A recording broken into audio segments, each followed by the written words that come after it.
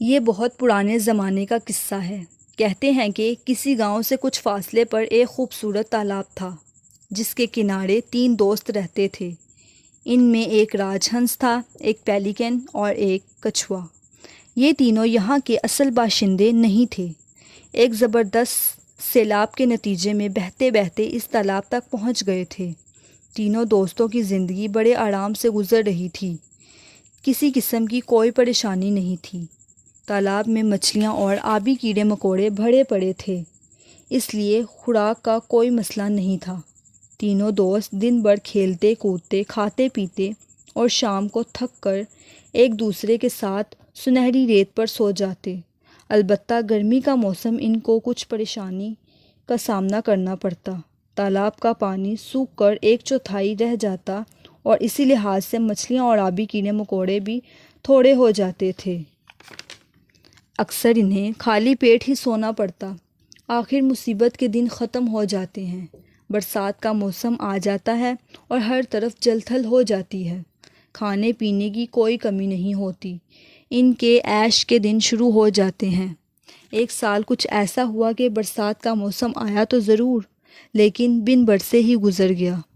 1-2 مرتبہ ہلکی پھلکی بارش پڑی اور پھر بس۔ نتیجہ اس کا یہ نکلا کہ تالاب سوکھ کر دلدل اور کیچڑ میں تبدیل ہو گیا۔ مچھلیاں اور دوسرے آبی کیڑے مکوڑوں کو شکاری پرندے اچک لے گئے اور یوں تینوں دوست کھانے کے عذاب میں مبتلا ہو گئے۔ اب اس تالاب سے ہجرت کرنا لازمی ہو گیا تھا، کیونکہ موت دبے پاؤں ان کی طرف بڑھ رہی تھی۔ اب جائیں تو کہاں جائیں؟ تب راج ہنس نے کہا، میں نے یہاں سے 10-12 میل دور ایک بہت بڑا تالاب دیکھا ہے جو آج بھی پانی سے لبالب بھرا ہوا ہے۔ چلو وہیں چلتے ہیں اور ایک نئی زندگی بسر کرتے ہیں۔ اچھی تجویز ہے، پیلیکن بولا، لیکن اس میں ایک مشکل ہے۔ ہم دونوں کے لیے وہاں پہنچنا کوئی بڑی بات نہیں، لیکن ہمارا دوست کچھوا، کیا ہم اسے یہاں فاقہ کشی سے مرنے کے لیے چھوڑ دیں؟ یہ تو انتہائی خود غرضی والی بات ہوگی۔ ہاں یہ تو ہے، راج ہنس نے آہستہ سے شکست خوردہ لہجے میں کہا۔ مسلسل فاقوں کی وجہ سے ذہن نے بھی کام کرنا چھوڑ دیا ہے۔ کوئی ڈھنگ کی تجویز سمجھ میں نہیں آ رہی۔ دونوں دوست اپنی اپنی جگہ سوچوں میں گم تھے۔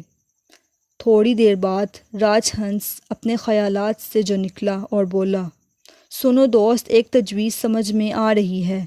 ہم کسی درخت کی ایک لمبی سی خشک شاخ لیتے ہیں، اس کو اپنی اپنی چونچوں میں دونوں طرف سے پکڑ لیتے ہیں اور ہمارا دوست کچھوا اس شاخ کو درمیان سے پکڑ کر لٹک جائے گا۔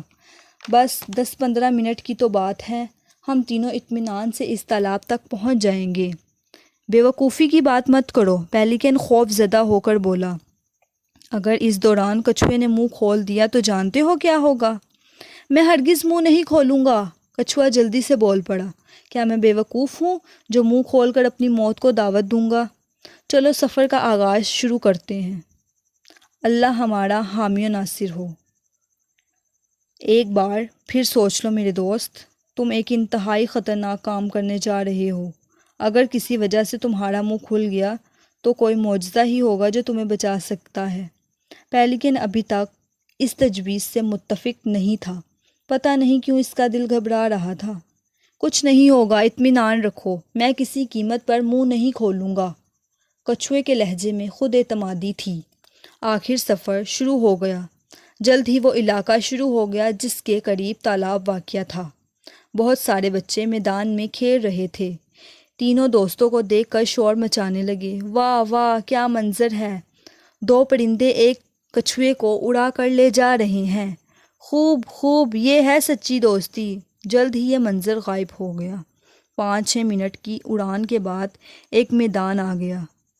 میدان میں فٹ بال کا میچ ہو رہا تھا۔ کھیل دیکھنے کے لیے سارا گاؤں جمع تھا۔ اچانک کسی آدمی کی نظر ان پر پڑی تو وہ چیخنے لگا، اوپر دیکھو، اوپر دیکھو، کیا خوبصورت منظر ہے! 2 دوست اپنے تیسرے دوست کو لے کر اڑ رہے ہیں، دوستی ہو تو ایسی۔ اور دوسرا آدمی بولا، کچھوے بھائی لکڑی کو مضبوطی سے پکڑو، اللہ تم تینوں کو حفاظت میں رکھے۔ جلد ہی یہ منظر غائب ہو گیا۔ میدان سے ذرا دور راج ہنس اور پیلیکن تھوڑی دیر سستانے کے لیے زمین پر اتر گئے۔ اتنا بھاری بوجھ لے کر اڑنے کا ان دونوں کے لیے پہلا موقع تھا، اس لیے دونوں ہی بری طرح تھک گئے تھے۔ تھوڑی دیر سستانے کے بعد سفر شروع ہو گیا۔ اب پہاڑی علاقہ شروع ہو گیا تھا۔ خوفناک نوکیلی چٹانیں چاروں طرف بکھری ہوئی تھیں۔ بس 6-7 منٹ کا سفر اور رہ گیا ہے، راج ہنس نے کہا۔ پھر عیش ہی عیش ہے، لکڑی کو کسی قیمت نہ چھوڑنا، خواہ کچھ بھی ہو جائے۔ تھوڑی دیر بعد گاؤں آ گیا، جس سے تھوڑے فاصلے پر بڑا تالاب تھا جہاں انہیں پہنچنا تھا۔ گاؤں کے باہر خالی جگہ پر میلہ لگا ہوا تھا، بے شمار لوگ خرید و فروخت میں لگے ہوئے تھے۔ اچانک ایک بچے کی نظر ان تینوں پر پڑی تو وہ تالیاں بجانے لگا۔ واہ واہ، کیا منظر ہے! دیکھو دیکھو کس طرح دوست اپنے تیسرے دوست کی مدد کر رہے ہیں۔ زندہ باد دوستو، زندہ باد! ارے بے وقوف کچھوے، ایک آدمی چیخا، کیوں اپنی موت کو دعوت دے رہے ہو؟